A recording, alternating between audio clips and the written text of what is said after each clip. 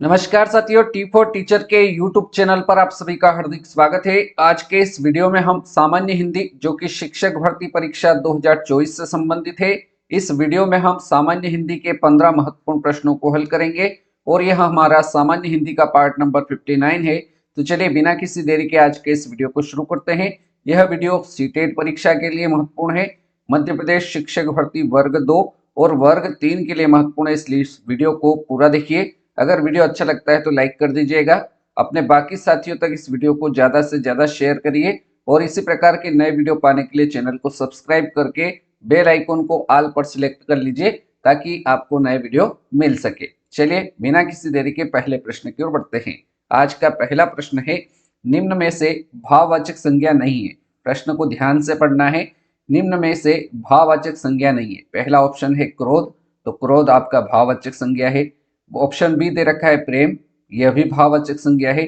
Option D में दे रखा है मित्रता, यह भी भाववाचक संज्ञा है। लेकिन ऑप्शन सी में जो शब्द है हमारे पास सुंदर, सुंदर शब्द क्या है, विशेषण शब्द है, तो हमें यहाँ पर भाववाचक संज्ञा नहीं है, तो ऑप्शन सी हमारा राइट आंसर हो जाएगा। अगले प्रश्न की ओर बढ़ते हैं साथियों। प्रश्न संख्या 2, निम्न में से सदैव बहुवचन नहीं है। कौन सा शब्द सदैव बहुवचन नहीं होगा? आंसू बहुवचन शब्द है, हस्ताक्षर शब्द बहुवचन शब्द है, होश यह भी बहुवचन शब्द है, लेकिन विकल्प डी में हमारा जो शब्द है पानी, यह सदैव बहुवचन शब्द नहीं होगा, तो ऑप्शन डी हमारा करेक्ट आंसर रहेगा। ऐसे और कौन कौन से शब्द है जो बहुवचन नहीं होंगे? तो जैसे पानी है, एक शब्द आपका जनता, ये बहुवचन नहीं होगा। एक आपका सत्य शब्द, ये आपका बहुवचन नहीं होगा। एक आपका झूठ शब्द, यह बहुवचन नहीं होगा। एक इस प्रकार से सोना, चांदी, तांबा, है ना, ये सारे शब्द जो है ये सदैव बहुवचन नहीं होंगे। अगला प्रश्न है प्रश्न संख्या 3, मैं चंद मिनट में आ रहा हूं वाक्य में कारक है। कर्म कारक है, करण कारक, अपादान कारक या फिर अधिकरण कारक? तो साथियों हमारे पास जो वाक्य है मैं चंद मिनट में आ रहा हूं, इस वाक्य में जो कारक होगा वो साथियों अधिकरण कारक हो जाएगा। ऑप्शन डी हमारा राइट आंसर रहेगा। चलिए प्रश्न संख्या 4 की ओर बढ़ते हैं। प्रश्न संख्या 4 है, घी में कुछ मिला है। घी में कुछ मिला है, वाक्य में सर्वनाम बताना है। तो यहाँ पर हमें वाक्य जो दे रखा है घी में कुछ मिला है, मतलब कुछ निश्चित नहीं है क्या मिला है, इस कारण से इसमें जो सर्वनाम होगा वह अनिश्चित सर्वनाम हो जाएगा। विकल्प ए हमारे इस प्रश्न का राइट आंसर रहेगा। अगला प्रश्न है प्रश्न संख्या 5, कौन सा शब्द स्त्रीलिंग में प्रयुक्त होता है? यहाँ पर चारों विकल्प में से आपको स्त्रीलिंग शब्द बताना है। पहला विकल्प है उम्र, तो देखिए उम्र होती है, यह शब्द आपका कौन सा शब्द हो जाएगा? स्त्रीलिंग शब्द हो जाएगा। स्वास्थ्य होता है, आपका स्वास्थ्य अच्छा रहे, तो यह शब्द तो आपका पुल्लिंग शब्द है। अकाल पड़ता है, ये भी आपका पुल्लिंग शब्द रहेगा। और घाव होता है, ये भी आपका पुल्लिंग है। तो हमें प्रश्न में स्त्रीलिंग शब्द बताना था, तो ऑप्शन ए उम्र शब्द जो है ये हमारा स्त्रीलिंग शब्द हो जाएगा। इस प्रश्न संख्या 5 का राइट आंसर ऑप्शन ए के साथ रहेगा। चलिए आगे बढ़ते हैं साथियों प्रश्न संख्या 6 की ओर। प्रश्न संख्या 6 है, वह धन जो आधिकारिक रूप से राज्य को मिलता है। वह धन जो आधिकारिक रूप से राज्य को मिलता है, इस वाक्यांश के लिए एक शब्द बताना है। कर होता है, राजस्व रहेगा, चुंगी होगा या फिर राजधन होगा? तो साथियों राजधन का मतलब तो हो जाएगा राजा का धन, तो ये ऑप्शन तो हमारा कैंसिल हो गया। तो वह धन जो आधिकारिक रूप से राज्य को मिलता है उसको राजस्व कहा जाएगा। ऑप्शन बी हमारा राइट आंसर रहेगा। प्रश्न संख्या 7, प्रश्न क्रमांक 7 है, लेने के देने पड़ना। लेने के देने पड़ना इस मुहावरे का अर्थ बताना है। लेने के देने पड़ना इस मुहावरे का अर्थ क्या होगा? बहुत अधिक लाभ होना, तो ये इसका अर्थ नहीं है। व्यापार करना, ये भी इसका अर्थ नहीं होगा। कुछ न देना, ये भी इसका अर्थ नहीं होगा। लेने के देने पड़ना इस मुहावरे का अर्थ हो जाएगा लाभ के बजाय क्या हो जाना, हानि होना, या लाभ के बदले हानि होना। ऑप्शन डी हमारा सही उत्तर रहेगा। चलिए आगे बढ़ते हैं साथियों प्रश्न संख्या 8 की ओर। प्रश्न क्रमांक 8 है, निम्न में से गुण संधि का उदाहरण बताना है। हमें 4 विकल्प दे रखे हैं, इन चारों विकल्प में से गुण संधि का उदाहरण कौन सा रहेगा? तो साथियों गुण संधि पहचानने का बहुत ही सरल तरीका है कि जहां पर एक मात्रा रहे वो शब्द आपका गुण संधि हो जाएगा। लेकिन यहाँ पर विकल्प सी में भी आपके पास एक मात्रा है ऊपर, और यहाँ पर भी एक मात्रा है।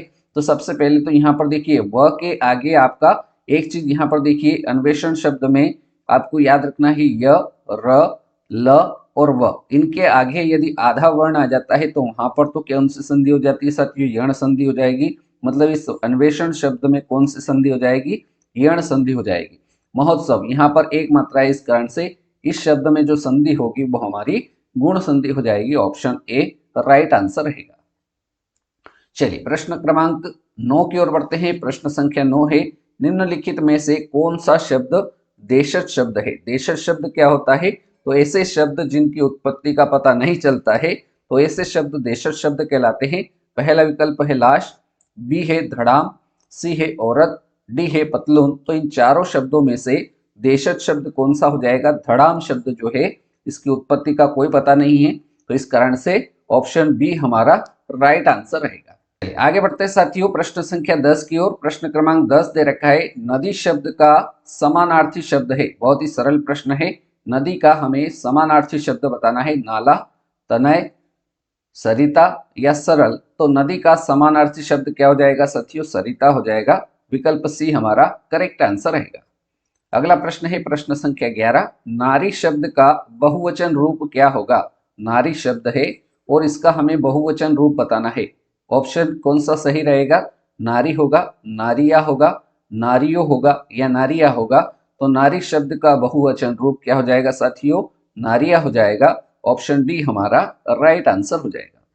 आगे बढ़ते हैं प्रश्न संख्या 12 की ओर। प्रश्न संख्या 12 है, किस शब्द की वर्तनी शुद्ध है। वर्तनी से संबंधित यह प्रश्न है। तो हमारे पास 4 विकल्प है, शुद्ध वर्तनी वाला शब्द कौन सा रहेगा। तो यहाँ पर हमारा जो शुद्ध शब्द हो जाएगा पूर्वानुमति। तो ऑप्शन डी में हमें शुद्ध वर्तनी वाला शब्द दिख रहा है, तो डी ऑप्शन हमारा राइट आंसर रहेगा।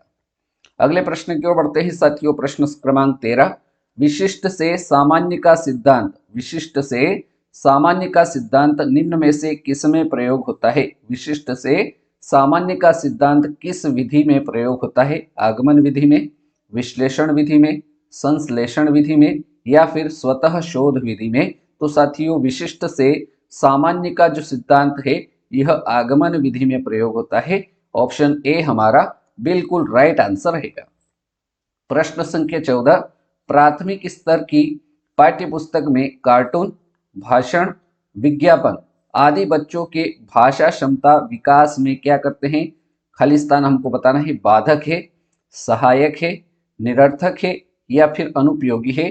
तो साथियों प्राथमिक स्तर की जो पाठ्य पुस्तकें होती है उसमें आपने देखा होगा कार्टून होते हैं, भाषण होते हैं, विज्ञापन होते हैं।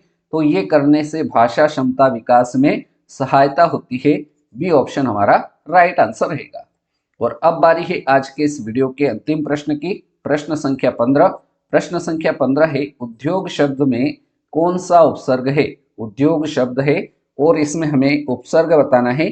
तो साथियों इस उद्योग शब्द में उपसर्ग क्या रहेगा, उ रहेगा, उद रहेगा, उत रहेगा या उन रहेगा।